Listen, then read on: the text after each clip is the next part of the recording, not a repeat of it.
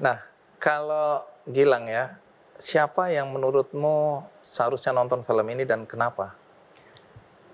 Anak-anak seangkatan saya sih sebetulnya, anak-anak muda seumuran saya gitu, atau mungkin di bawah saya gitu. Kenapa? Karena memang teman-teman seangkatan saya juga gitu ya, banyak yang nelen sejarah itu bulat-bulat gitu Bang Umurmu ya. berapa sih sekarang ini? Mau 31 Bang. Oke, anak-anak umur segini nih Umur penting, iya, bahkan penting. yang lebih Bahkan muda yang lagi di ya. bawah gitu. Oke, Ya. karena Segini bukan di situ.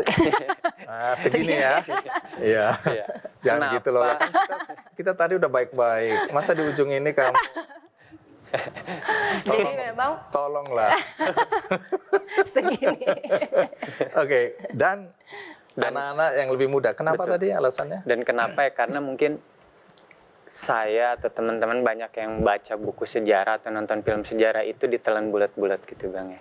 Nah, saya mengajak dengan tawaran film-film seperti itu, ya jangan nelan sejarah itu secara bulat gitu. Karena mungkin setiap sejarah atau buku yang dibikin, entah itu film atau buku, itu adalah fragmen dari sejarah yang dibuat oleh si pembuat itu sendiri gitu. Nah, dengan adanya film ini saya mencoba untuk memenuhi puzzle dengan fragmen yang lain gitu, dengan sudut pandang yang lain.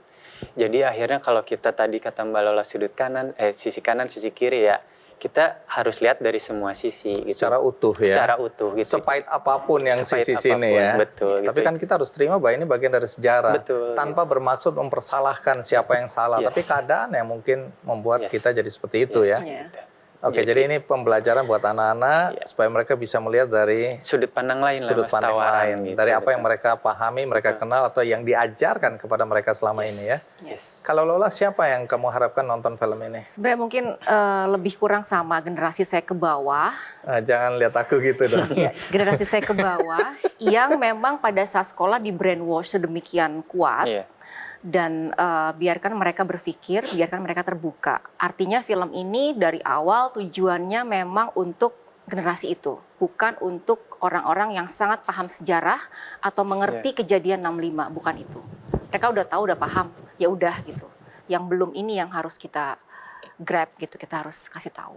Waktu membuat film ini apakah ditanyakan atau diperlihatkan lebih dulu kepada ahli sejarah Indonesia atau enggak? Ini karena kemanusiaan, biarkan mereka menceritakan apa yang mereka alami tanpa harus dikasih payung sejarahnya atau gimana? Enggak, biarkan aja mereka dengan bebas menonton, tapi sebagai pembuat film pastinya ketika ada statement dari narasumber yang harus ada diteliti lagi, cross check gitu iya, ya, di cross check benar atau enggak tahun segini siapa yang menang pemilu, itu harus di double check lagi bahwa emang benar, jadi informasinya memang enggak boleh salah.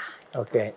Karena ini kan berdasarkan ingatan ya, ingatan kan bisa salah, bisa lupa. Ya, apalagi kalau usia mereka udah rata-rata itu, jadi ini memori ini kan harus di cross check dengan sejarah yang sebenarnya. Betul. Karena ini film dokumenter bukan film bukan fiksi.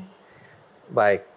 Nah, sekarang terakhir, kalau Gilang, di antara beberapa pesan pasti ya di film awal Nasib Manusia ini, pesan apa yang kamu paling harapkan bisa ditangkap oleh semua orang yang menonton filmmu ini? Jangan gampang stigma orang sih kan. Karena setiap kita ngasih label ke orang, itu akan nempel seumur hidup. Seumur hidup dia bisa ya. jadi seumur hidup gitu. Jadi hati-hati.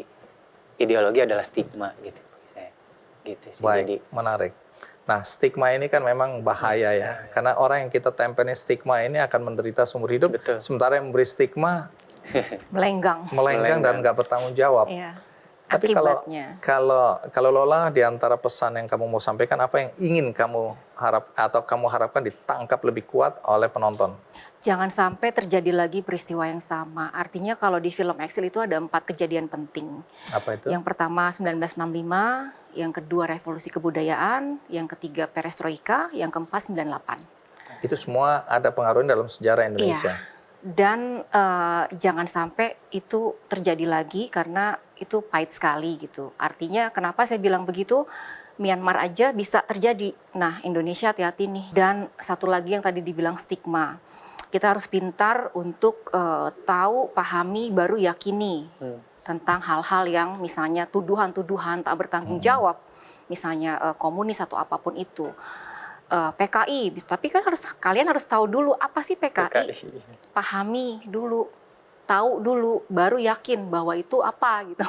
Iya. Hujat gitu, nggak boleh langsung nggak tahu, nggak paham langsung main hujat. Oke. Baik. Gitu.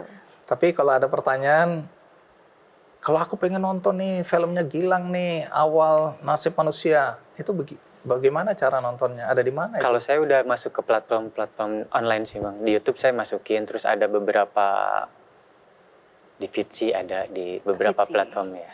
Kalau di YouTube itu utuh. Gratis. Utuh. Durasinya sampai Iya. selesai. Memang setelah festival saya pikir udah cukup nih di festival gitu, udah saya lepasin Jadi aja kalau ke kita klik gitu awal nasib awal manusia udah muncul sih. muncul. Jadi bisa ditonton Bisa. di situ ya. Silahkan.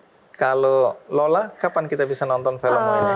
Jadi saya masih harus berkeliling dulu ke beberapa festival karena itu ada semacam perjanjian tidak boleh diumum sebelum selesai di mereka.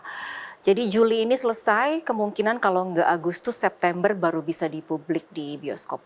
Bioskop ya. Nah, setelah itu baru bisa ke komunitas atau pemutaran di manapun, karena dari awal juga tujuannya ini lebih penting untuk orang-orang Indonesia filmnya. Baik, kita tunggu aja. Kalau Gilang kita udah bisa klik, kalau Lola harus tunggu Agustus. Atau September. Terima kasih Lola, terima Sama-sama, kasih Bang. Gilang Terima kasih, ya Bang. untuk ceritanya. Aku mau berbagi dulu sebelum kita bubar ya, berbagi buku. Jadi mencari makna di balik duka cita. Kalau Anda ingin mendapatkan buku ini, maka Anda tinggal ikut quiz di Twitter, di Instagram, dan Facebook Kick Andy Show. Semoga Anda yang mendapatkan buku ini. Dan bagi Anda yang tadi menonton episode kali ini dari tengah-tengah, tidak dari awal juga, jangan khawatir karena Anda bisa menonton tayangan ulangnya di metrotvnews.com. Juga ada cuplikannya di channel YouTube Kick Andy Show.